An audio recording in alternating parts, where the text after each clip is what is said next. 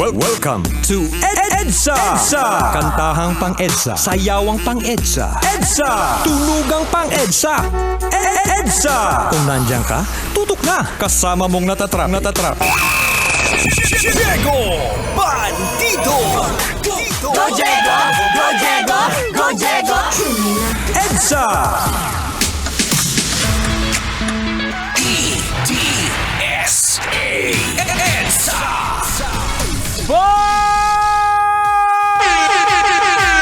Magandang gabi!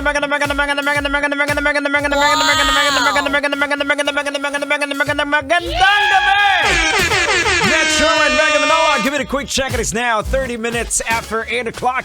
We are broadcasting live across the city by the bay. This is Metro's numero 1, 90.7 Love Radio. Kailangan ba bang i-memorize yan? Basic! At syempre sa mga kabisyo po na nakatutok sa atin, batiin lang muna natin yung mga masugid nating mga tagapakinig. At syempre lalong-lalo na, of course, big shoutout kila Neil Tinimbang at saka kay Marion Manyalak Tinimbang at Nate Tinimbang. Thank you so much for dropping by dito sa aming himpilan. And of course, shoutout na rin din kay Binet Ke. Ang pogi mo daw! Grabe! Sobra-sobra na yan, insan! Mekos-mekos talagang pagka-pogi mo! Again, magandang gabi sa inyong lahat at mabuhay kayo at ingat-ingat and always God bless you. Ito na mga kabisyo, na sa huling hirit na po tayo. Ito na bago magsara ng tindahan si Kajot. Inaantabayanan niya na itong ating pag-uusapan. Kaya pag-usapan na natin to!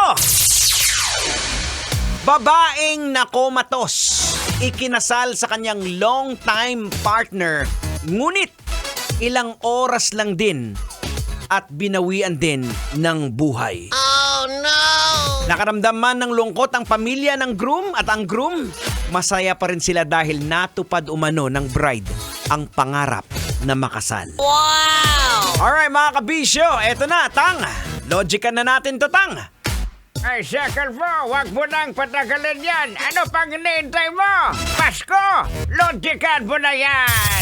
Logika na yan! Logika na yan! Alright mga kabisyo, logica na yan. Anong leksyon ang ating mapupulot? Anong aral ang ating madudukot? EDSA! Boards! Kailangan pa bang i-memorize yan? Basic na may mga balita po tayong naririnig. Kagaya po nito na merong ikinasal, meron pa nga nasa kabaong na ang isa, pero alam naman natin na hindi na pwede yun kasi wala nang consent dahil patay na nga, di ba? Ang tanong, tama pa ba ang magpakasal na sa ganong sitwasyon na alam mo namang mamamatay na? Well, kung bibigyan po natin ng logic, hindi talaga tama kasi parang paglalaruan mo lang din yung batas at seremonya, di ba? Dahil una, given na mamamatay na ang magiging asawa mo at the moment, now mga kabisyo, logican po natin, ha? Alamin po natin kung ano po ba talaga ang purpose ng marriage, ng kasal. Tingnan natin kung anong sinasabi ng Bible. Makikita po natin sa Malakay chapter 20 verse 13. Ang sinasabi po doon ay... Teka lang, baka uminit yung katawan mo, ha? No. Ang sinasabi po ng Biblia, hindi ba't pinag-isa kayo ng Diyos sa katawan at espiritu para maging Kanya? At bakit niya kayo pinag-isa?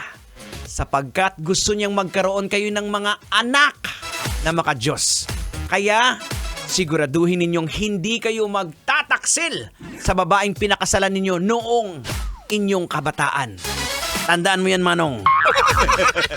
So, isa po sa mga purpose ng kasal, magbuo kayo bilang isang pamilya, ay magkaroon po ng anak. At natatakot po sa Diyos, di ba? Paano naman, Tang, ang mag-asawa na walang anak? Alam ninyo na sa mga walang anak, may plano ang Diyos sa bawat isa sa atin. Kailangan lang nating ipagkatiwala sa Kanya. Well, kung sa bagay, Tang, yung asawa nga ni Abraham, di ba? Si Sarah. Hindi rin nabuntis yun agad. Pero nabuntis at nanganak sa edad na 90. Wow! So, ibig sabihin, may chance ka pa, auntie. 68 ka pa lang.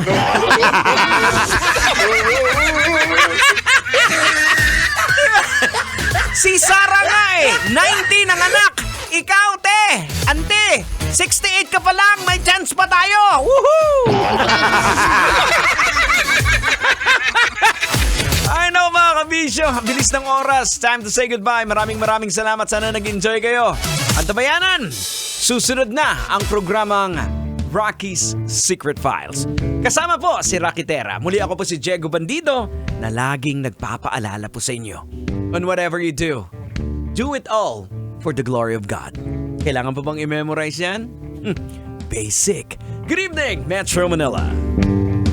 Kailangan pa bang i-memorize yan?